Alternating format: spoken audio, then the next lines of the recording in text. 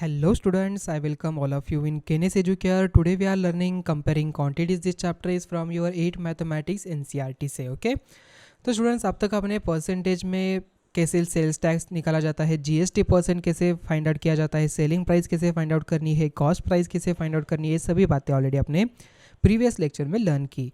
तो आज हम देख रहे हैं कंपाउंड इंटरेस्ट। अभी कंपाउंड इंटरेस्ट होता क्या है, देखिए you might have some come across statements like 1 year interest for fixed deposit is in the bank is 9% per annum or saving accounts interest is 5% per annum. So interest is the extra money paid by the institutions like banks or post offices on money deposited with them. Interest is also paid by people when they borrow money. We already know how to calculate simple interest. Okay, तो simple interest कैसे calculate किया जाता है हमें पता करना है। Already हमें इन द प्रीवियस स्टैंडर्ड में अपने सिंपल इंटरेस्ट कैसे कैलकुलेट करना है वो भी आपको ऑलरेडी पता है। सिंपल इंटरेस्ट मतलब एक फिक्स अमाउंट है, उस पर ऊपर 8% का इंटरेस्ट लगा है तो 8% उसमें ऐड करके आप आसानी से निकाल सकते हो। तो स्टूडेंट देखिए एग्जाम्पल है, a sum of 10,000 is borrowed at a rate of interest 15% per annum for 2 years. Find the simple interest on this sum and the amount to be paid at the end of the 2 years. देखिए student solution इसका, on ₹100 the interest charge for 1 year is 15 rupees. So on 10,000 rupees interest charge is equal to क्या होगा, 15 upon 100 multiply by 10,000 मतलब 1500 यहाँ पर आ जाएगा। And for the interest for 2 years 1500 multiply by 2 is equal to we get 3,000 rupees. So amount to be paid at the end of the 2 years principal plus interest is equal to 10,000 plus 3,000 we get 13,000 rupees. My father has kept some money in the post office for 3 years. Every year the money increases, so more than the previous year. So we have some money in the bank. Every year some interest is added to it, which is shown in the passbook. This interest is not the same. Each year it increases. Normally the interest paid or charged in is never simple. The interest is calculated on the amount of the previous year. This known as the interest compounded or compound interest. देखिए student simple language में हम कहे simple interest क्या होता है, देखिए अपने एक बैंक में 100 रुपीज़ रखे, ठीक है, आपने क्या किया है 100 रुपीज़ बैंक में रखे हैं फॉर द 3 years के लिए। ओके, अभी जो बैंक है आपको हर साल के लिए 10% का क्या कर दे रही है, इंटरेस्ट दे रही है, ठीक है, पर ईयर के लिए 10%। अभी देखिए फर्स्ट ईयर में क्या हो जाएगा, फर्स्ट ईयर के बाद आपका टोटल अमाउंट कितना हो जाएगा 100 प्लस ये जो 10% है 100 का 10% हमने जो निकाला है वो यहाँ पर ऐड होके 110 रुपीज़ आ जाएगा। मतलब in the after the first year आपके बैंक अकाउंट में 110 रुपीज़ होगा। अभी नेक्स्ट ईयर के लिए फिर से आप वो अमाउंट जो है बैंक में रखोगे on the base of 10% discount again 10% of interest. So अभी सेकेंड ईयर में क्या होगा, ये 110 प्लस 110 का 10% पे आपको क्या मिलेगा, इंटरेस्ट मिलेगा, बिकॉज आपके अकाउंट में 110 रुपीज़ है। तो on the base of that 110 rupees उसके 10% आपको डिस्काउंट मिलेगा। मतलब देखिए students 110 plus 110 multiply by 10 upon 100। सो यहाँ पर क्या आ जाएगा, देखिए 0 0 गेट कैंसिल, 0 0 गेट कैंसिल, यहाँ पर हो जाता है एडिशन। सो 121 यहाँ पर अमाउंट आ जाएगी, ठीक है। मतलब आपको सेकेंड ईयर के बाद 121 रुपीज़ मिलेंगे। अभी आफ्टर अगेन थर्ड ईयर में क्या होगा, 121 के 10% आपको मिल जाएगा, ठीक है। मतलब जो 10% आपको इंटरेस्ट मिलने वाला है ये इसके ऊपर मिलेगा। आई बात समझ में, तो इसी ही को हम यहाँ पर क्या कहते हैं, कंपाउंड इंटरेस्ट कहते हैं। ओके, अभी ये कंपाउंड इंटरेस्ट मतलब ये इंटरेस्ट आफ्टर 3 years कितना कैसे निकालना है, कैसे कैलकुलेट करना है, ये सभी बातें हमें इस पूरे चैप्टर में लर्न करनी है। ओके, सो देखिए students, let us take an example and find the interest year by year. Each year our sum or principal changes. Okay, so calculating compound interest, a sum of 20,000 is borrowed by Hina for 2 years at the interest of 8% compounded annually. Find the compound interest CI and the amount she has to pay at the end of the 2 years. So Aslam asked the teacher whether this means that they should find the interest year by year. The teacher said yes and asked him to use the following step. देखिए first step यहाँ पर find the simple interest SI for 1 year. Let the principal for the first year be P1. Here P1 is equal to 20,000 rupees. तो SI क्या हो जाएगा, SI 8% per annum for first year is equal to 20,000 multiply by 8/100 मतलब 1600 rupees आ जाएगा. Then find the amount which will be paid or receive. This becomes principal for the next year. देखिए students, amount at the end of first year P1 plus SI, यहाँ पर देखिए क्या हो जाएगा 20,000 प्लस 1,600, तो ये 21,600 रुपीज़ आ जाएगा, मतलब जो P2 principal for the second year.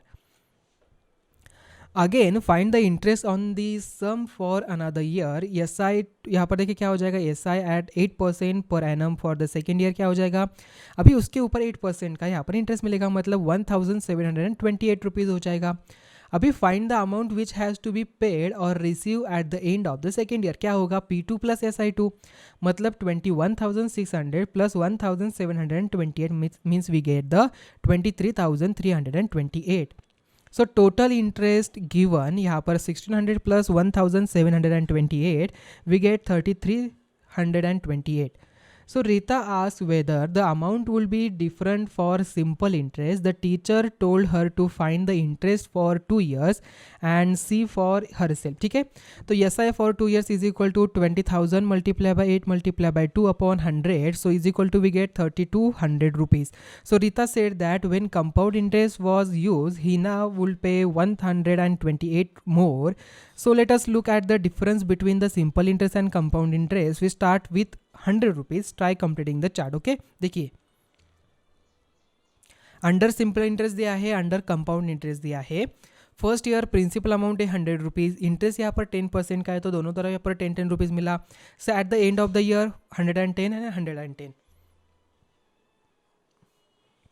Second year में क्या होगा, इंटरेस्ट एट 10%, जो 100 रुपीज़ था उसका 10% मतलब अगेन 10 रुपीज़ यहाँ पर ऐड हुआ, तो मतलब ये हमें मिला 120 rupees. And the third year यहाँ पर देखिए अगेन 10 रुपीज़ ऐड हुए तो 130 रुपीज़ मिले. बट यहाँ पर कंपाउंड इंटरेस्ट में देखिए जो 10% यहाँ पर इंटरेस्ट मिल रहा है, वो जो फर्स्ट ईयर का जो एंडिंग अमाउंट है उस पर हमें 10% मिल रहा है. देन 121 रुपीज़ हुआ, उसके ऊपर 10% हमें यहाँ पर मिला, मतलब 133.10 रुपीज़ यहाँ पर मिला. देखिए which means you pay interest on the interest accumulated till then. Okay, So note that in 3 years interest earned by simple interest यहाँ पर 130 minus 30 मतलब 30 रुपीज़ होगा, but interest earned by the compound interest यहाँ पर 33.10 rupees मतलब 3 rupees यहाँ पर ज़्यादा मिल रहे हैं. So note also that the principal remains the same under simple interest while it changes year after year under the compound interest.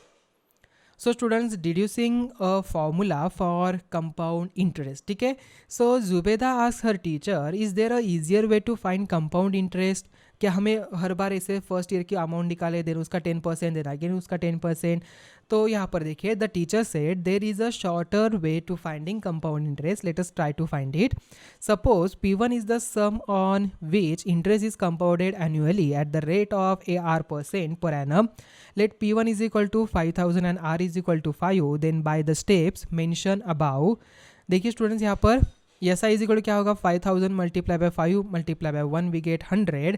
So A1 यहाँ पर बन जाता है 5,000 प्लस 5,000 मल्टीप्लाई बाय 5 प्लस 1 यहाँ पर 100 आ जाएगा and we get the P2. देखिए यहाँ पर P2 हमें मिला, और हम ऐसे कह सकते हैं कि P multiply by R multiply by 1. Okay, so A1 is equal to principal amount plus SI is equal to P1 plus P1 R upon 100 यहाँ पर आ जाएगा, मतलब ये हो जाएगा हमारा P2. करेक्ट. सो SI2 के लिए क्या करना है, हमें P2 अगेन लेना है. सो P2 हमने यहाँ पर इंसर्ट किया, then multiply by R multiply by 1. तो जस्ट यहाँ पर देखिए P1 यहाँ पर आ जाएगा, अगेन ये जो वैल्यू है यहाँ पर हमने इंसर्ट की. So R multiply by 100 we get P1 R upon 100 plus in bracket 1 plus R upon 100. देखिए स्टूडेंट्स, इतना सारा कैलकुलेशन ध्यान में रखने की जरूरत नहीं. डायरेक्टली आपको क्या करना है, ये जो फॉर्मूला आपको दिख रहा है ना, यस, इसे रिकॉल करिए ओनली. ओके, यहाँ पर वो ये जो स्टेप है वो फॉर्मूला कैसे बना, कैसे आया, ये आपको देने के लिए है. ओके, डायरेक्टली आपको AN is equal to P1 in bracket 1 plus R upon 100 raise to N, यहाँ पर ये फॉर्मूला ध्यान में रखना. ओके, और we can say A is equal to P in bracket 1 plus R upon 100 raise to N. Okay, so proceeding in this way the amount at the end of the N years will be, N क्या है यहाँ पर, where N is the years, total number of years. R क्या है यहाँ पर, interest है. P1 यहाँ पर प्रिंसिपल अमाउंट है. ओके, सो यहाँ पर टोटल अमाउंट हमें मिल जाएगी. तो ये फॉर्मूला है A is equal to P in bracket 1 plus R upon 100 bracket raise to N. So Zubeda said, but using this we get only the formula for the amount to be paid at the end of n years and not the formula for compound interest. So Aruna at the one said that we know compound interest is equal to A minus P. So we can easily find the compound interest too. So find CI on compound interest on 12,600 for 2 years at the 10% per annum compounded annually. तो solution देखिए, we have A is equal to P in bracket 1 plus R upon 100 bracket raised to N. So where principal यहाँ पर 12,600 rupees का है, rate यहाँ पर 10 का है, नंबर ऑफ ईयर्स 2 है, तो वैल्यू जस्ट इंसर्ट करिए. देखिए यहाँ पर 100, यहाँ पर 0 0 गेट कैंसल, 100 मल्टीप्लाई बाई 1 + 1 11/10 आ जाएगा. तो उसका स्क्वायर यहाँ पर हो जाएगा, means we can write 11/10 multiply by 11/10. So students 1 0 1 0 1 0 1 0 get cancel, 126 multiply by 11 and again multiply by 11 we get 15,246. Now compound interest क्या हो जाएगा, A माइनस P, मतलब 15,246 minus 12,600 we get 2,646 rupees. Rate compounded annually or half yearly, okay, semi annually, okay. You may want to know why compounded annually was mentioned after rate. Does it mean anything? क्या उसका कुछ meaning है? So student देखिए, time period and the rate when interest not compounded annually, the time period after which the interest is added each time to form a new principal is called conversion period. When the interest is compounded half yearly, there are 2 conversion periods in the year, each after 6 months. In such situation, the half yearly rate will be half of the annual rate. So what will happen if interest is compounded quarterly? In this case, there are 4 conversion periods in a year and the quarterly rate will be 1/4 of the annual rate. Correct na? So you may देखिए students, it does because we can also have interest rates compounded half yearly or quarterly. Let us see what happens rupees 100 over a period of 1 year if an interest is compounded annually or half yearly. So P is equal to देखिए 100 at 10% per annum compounded annually and 100 at 10% per annum compounded half yearly. So time period यहाँ पर taken 1 year है, यहाँ पर half year हो जाएगा. तो student देखिए यहाँ पर कैलकुलेशन करने के बाद ₹10 हमें मिल रहा है. So A is equal to we get 110 and यहाँ पर देखिए A इज इक्वल टू क्या होगा, 105 rupees. So now the for next 6 month यहाँ पर P इज इक्वल टू क्या हो जाएगा, 105. मीन्स ए यहाँ पर क्या आ जाएगा हमें, 110.25. Okay, so rate becomes half, यहाँ पर रेट हाफ हुआ है. सो स्टूडेंट देखिए हमें अमाउंट कितना मिला यहाँ पर है, 110.25. ओके, तो students do you see that if interest is compounded half yearly we compute the interest 2 times. So time period becomes twice and the rate is taken half. So example number 12 देखिए students, यहाँ पर what amount is to be repaid on the loan of 12,000 for 1.5 years at 10% per annum compounded half yearly. Okay, so principal for first 6 month यहाँ पर 12,000 rupees है and for the first 6 month यहाँ पर 12,000 rupees आ जाएगा principal amount. So there are 3 half years in the 1.5 years, so therefore compounding has to be done 3 times. So देखिए rate of interest यहाँ पर half of 10%, so 5% half yearly यहाँ पर हो जाएगा. सो जस्ट वैल्यू पुट करिए यहाँ पर 12,000 1 + 5/100 ब्रैकेट रेज टू 3. सो यहाँ पर 12,000 multiply by 21/20 21/20 21/20 0 0 0 0 0 0 get cancel. Then 2 1 ज़ा 2 6 ज़ा 0 अगेन 2 1 ज़ा 2 30 मतलब अगेन 2 1 ज़ा 15 आ गया. 15 multiply by 21 multiply by 21 multiply by 21 we get 13,891.50 rupees. Okay, now यहाँ पर देखिए स्टूडेंट्स, ये जो अमाउंट उन्होंने निकाल, देखिए यहाँ पर I is equal to half yearly उन्होंने इंसर्ट किया तो 600 रुपीज़ आ गया. तो 12,000 + 600 यहाँ पर आ जाएगा. तो 12,600 it's a principal for the next 6 month. So again यहाँ पर हमने देखिए 10 मल्टीप्लाई बाय हाफ किया तो 630 रुपीज़ आ गया. तो principal for third year period क्या हो जाएगा, 12,600 + 630 मतलब 13,230 रुपीज़ आ जाएगा. Now 13,230 multiply by 10 again multiply by half and we get the amount 661.50 rupees. So amount यहाँ पर प्रिंसिपल अमाउंट प्लस इंटरेस्ट 13,230 + 661.50 जो यहाँ पर 13,891.50 रुपीज़ आता है. देखिए दोनों भी यहाँ पर आंसर हमें सेम ही मिल रहा है. एग्जाम्पल नेक्स्ट है, find the compound interest paid when the sum of 10,000 is invested for 1 year and the 3 months at 8.5% per annum compoundly. Okay, देखिए स्टूडेंट्स, यहाँ पर 1 ईयर 3 months मतलब यहाँ पर क्या हो जाएगा, 1 and 1/4 ईयर्स यहाँ पर हो जाएगा। सो जस्ट वैल्यू पुट करिए यहाँ पर 10,000 इन ब्रैकेट 1 + 17/200 देन 1 and 1/4 यहाँ पर आ जाएगा। So now she was stuck, she asks her teacher how will she find power which is the fractional. Power जो है यहाँ पर फ्रैक्शनल है वो किसे फाइंड आउट करेंगे।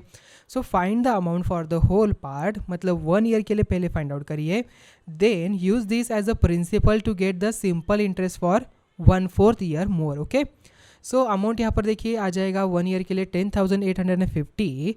Now this will be as a principal for the next 1/4 year. So we find out the SI on 10,850 for 1/4 year यहाँ पर हो जाएगा। सो हम फाइंड आउट करेंगे, जो अमाउंट आती है 230.56 rupees. Okay, so interest for first year 10,850 minus 10,000 we get 850 and the interest for the next 1/4 year 230.56 मतलब 850 plus 230 minus 0.56 we get 1,080.56 rupees। तो students, application of the compound interest formula, there are some situations where we could use the formula for calculation of amount in a CI। Here are the few: increase in population, the growth of bacteria if the rate of growth is known, the value of an item if its price increases or decreases in the intermediate years। So students, next example है, the population of the city was 20,000 in the year 1997. It increased at the rate of 5% per annum. Find the population at the end of the year 2000. So there is a 5% increase in the population every year. So every new year has new population. Thus, we can say it is increasing the compounded form. So population in the beginning क्या था, 1998 यहाँ पर 20,000 था। So we treat this as a principal for the first year। तो यहाँ पर देखिए increase at 5% यहाँ पर हो गया, तो 1,000 से आ गया। So treat as a principal for the second year, यहाँ पर हमें इंक्रीज करना है, तो 20,000 प्लस 1,000 वी गेट 21,000। सो 21,000 यहाँ पर प्रिंसिपल लेना है। So 5/100 multiply by 21,000 we get 1,050। Again हमें क्या करना है, treat as a principal for the third year, मतलब 1,050 उसमें ऐड करना है, वी गेट 22,050। तो ये हो जाएगा principal amount and we get the 1,102.5। So students, at the end of 2000 the population 22,050 plus 1,102.5 we get 23,152.5 मतलब 23,152.5। Population at the end of 2000 क्या हो जाएगा, यहाँ पर देखिए 20,000 multiply by 1 + 5/100 bracket raise to 3 and we get the 23,152.5। Okay, so estimated population यहाँ पर हो जाता है 23,153। So Aruna asks what is the done if there is a decrease. The teacher then consider the following example. कौन सा example देखिए यहाँ पर, a TV was bought at a price of 21,000। After 1 year the value of the TV was depreciated by 5%। Depreciation means reduction of the value due to use and age of the item. So find the value of the TV after 1 year. Okay, so principal यहाँ पर 21,000 था, so reduction यहाँ पर 5% of the 21,000 per annum. So 21,000 multiply by 5 multiply by 1 we get 100/100। So यहाँ पर amount आ जाती है 1,050 rupees. So value at the end of the 1 year यहाँ पर 21,000 माइनस 1,050 इज इक्वल टू यहाँ पर आता है 19,950। So alternately, we may directly get this as follow: value at the end of the 1 year is equal to 21,000 multiplied by 1 minus 5/100. So 21,000 multiplied by 19/20 we get 19,950 rupees। तो students, अब तक हमने क्या क्या डिस्कस किया है। Discount is the reduction given on the mark price. Discount is equal to mark price minus sale price. Discount can be calculated when the discount percentage is given. Discount is equal to discount percent of mark price, and additional expenses made after buying an article we are included in the cost price and are known as the overhead expenses. So cost price is equal to buying price plus overhead expenses. Sales tax is charged on the sale of an item by the government and added to the bill amount. So sales tax यहाँ पर tax percent of the bill amount यहाँ पर आ जाएगा।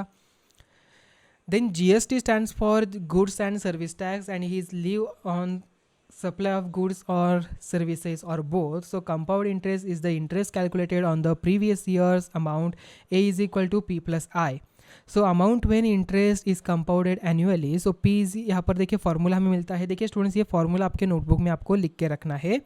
सो p in bracket 1 plus r upon 100 bracket raise to n, where p is the principal, r is the rate of interest and n is the time period. So amount when interest is compounded half yearly, so P in bracket 1 plus R upon 200 यहाँ पर आ जाएगा raised to 2n. So R by 2 is the half yearly rate and the 2n is the number of half years. तो इसी के साथ ही हमारा lecture number 3 यहाँ पर एंड हुआ. तो मिलते हैं अभी नेक्स्ट वीडियो में. Thank you.